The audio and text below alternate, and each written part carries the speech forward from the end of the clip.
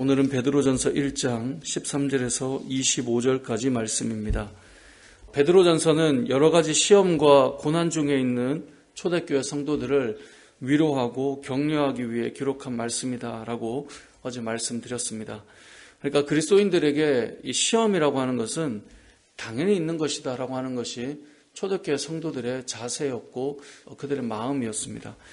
그래서 그들이 잠깐 그 시험으로 근심은 하지만 오히려 크게 기뻐하며 살아가는 이유는 믿음 안에 있는 자들을 주님께서 다시 오실 때 칭찬하시고 또 존귀하게 여기시고 또 영광 가운데 세워주실 그때가 있기 때문에 고난은 있지만 그냥 어려움으로 끝나는 것이 아니라 시험 들고 실족하는 것으로 끝나는 것이 아니라 그들은 오히려 잠깐 근심은 하지만 크게 기뻐하며 주의 길을 걷는 믿음의 사람들이다라고 하는 것을 어제 보았습니다.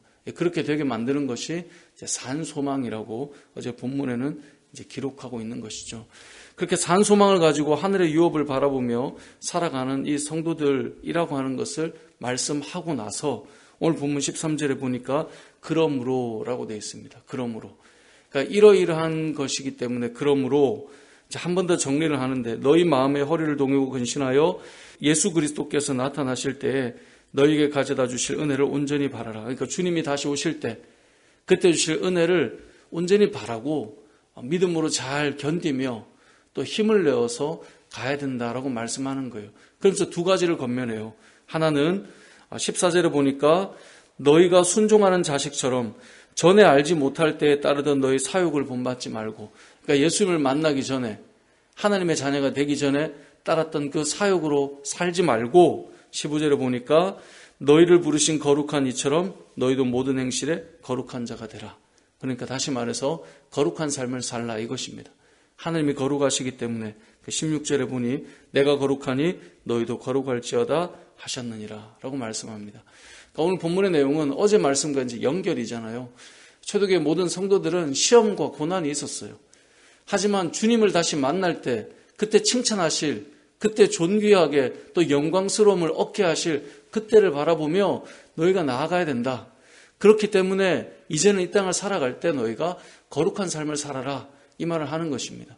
이 땅을 살아가면서 고난은 있지만 시험은 있지만 우리는 거룩해야 된다는 거예요. 특별히 거룩해야 되는 이 삶에 있어서 한 가지 기억해야 될 것은 너희가 이 거룩한 삶을 통하여 구원을 받는 것은 아니다.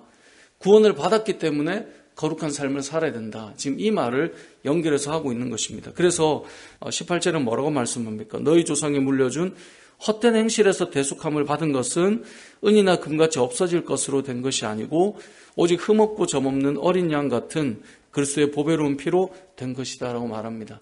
그러니까 우리가 어떤 착각을 할 수 있냐면 거룩하게 살아서 구원을 받는 것으로 착각할 수 있는데 그게 아니라 너희는 이미 오직 흠없고 점없는 어린 양 같은 그리스도의 보배로운 피로 구원받은 것이기 때문에 거룩하게 살라는 거예요. 그래서 가끔 그런 행위 구원론자들은 그런 생각을 합니다. 내가 착하게 살아서 바르게 살아서 거룩하게 살아서 구원받아야지. 근데 그게 아니라 하나님께서 우리를 자녀 삼아 주셨기 때문에 예수 그리스도의 보배로운 피로 하나님의 자녀 삼아 주셨기 때문에 거룩한 삶을 살아야 된다라는 것입니다. 뭐뭐답게라는 말이 있잖아요. 우리가 하나님의 자녀답게 살아가야 된다라는 것입니다. 내가 거룩하니 너희도 거룩하라. 그러니까 믿음의 사람들은 거룩하게 살아야 됩니다. 세상이 교회를 바라볼 때 교회가 화려하고 웅장해서 교회를 좋아하거나 교회에 대한 어떤 숙연한 마음을 가지거나 이런 게 아닙니다. 교회라고 하는 곳이 거룩함을 유지하고 거룩한 자로 서 있을 때 세상은 교회를 다르게 보는 것입니다. 그래서 교회는 항상 잊지 말아야 될 것이, 하나님의 백성들은 늘 잊지 말아야 될 것이 이 거룩한 삶을 잃어버리면 안 된다라고 하는 사실을 반드시 기억해야 됩니다. 거룩하신 하나님의 자녀답게 우리 역시 거룩한 삶을 살아야 되고 믿기 전에 사욕을 따라 살아가던 그 삶과 달라져야 된다라는 것입니다.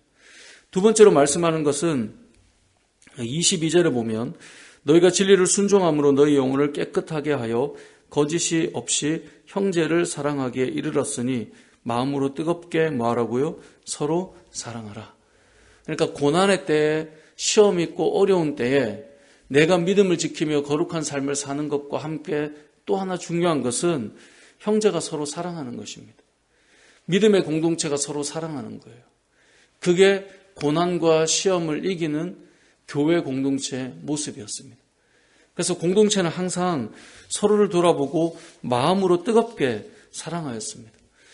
점점 세상은 개인주의화 되어가고 다른 사람에 대해서 관심이 없어지며 그것이 훨씬 편리하다라고 생각하는 그런 시대를 우리는 살아가고 있습니다. 덜 부딪히면 덜 힘들겠죠. 그것이 어찌 보면 요즘 세상이 말하고 있는 원리입니다.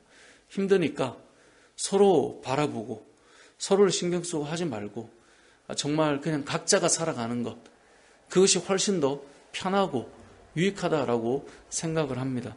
하지만 시험이 찾아오고 고난의 때가 찾아왔을 때 필요한 것은 무엇입니까? 서로 사랑하고 돌아보는 것이다 라고 오늘 본문은 말씀하고 있습니다. 마음으로 깊이 사랑하는 것이 고난의 시간을 이기는 것이다 라는 것이죠. 오늘 본문 말씀은 이 초대교회 성도들이 고난 가운데 있는, 환난 가운데 있는 여러 가지 시험을 겪으며 믿음을 지키며 가고 있는 성도들에게 두 가지를 권면하고 있습니다. 그러므로 너희는 거룩해라. 그러니까 이 고난과 시험 때문에 세속화 되지 말고 너희는 거룩해라. 그리고 두 번째는 마음으로 뜨겁게 서로를 사랑하라. 이렇게 말씀하고 있는데요. 저와 여러분의 삶이 이 시대도 마찬가지입니다. 외부적인 박해가 있는 그때나 또 이 시대에 외부적으로 내부적으로 여러 가지 고난과 어려움이 있는 이때나 동일한 고난과 시험을 받고 있습니다. 그런데 우리에게 필요한 것은 거룩한 삶을 살아가는 것과 서로 사랑하는 것인데, 특별히 우리 교회의 두 표어가 거룩함을 추구하는 교회고 영혼을 사랑하는 교회라는 이름으로 늘 기도하고 있는데요. 우리는 세상 속에서 이렇게 거룩한 공동체로 섰으면 좋겠고요. 그리고 서로를 사랑하는 표현은 좀 다를 수 있습니다. 하지만 분명한 것은 서로를 사랑함을 통하여서 공동체가 서로를 일으켜주고 서로에게 위로가 되는 그런 저와 여러분의 삶이 되고 그런 우리 교회가 되기를 주님의 이름으로 축복합니다. 아멘.